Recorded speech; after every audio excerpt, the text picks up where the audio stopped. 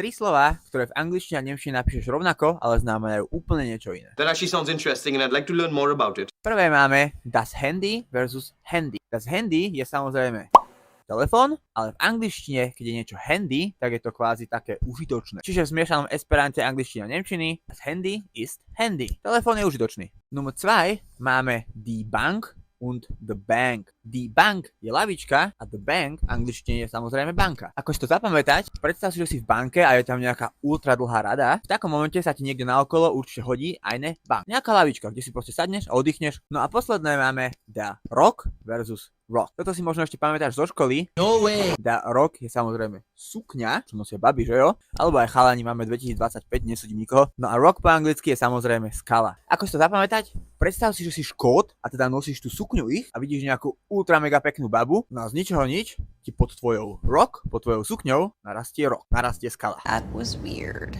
To bolo dosť divné, ale viem, že si to teraz zapamätáš.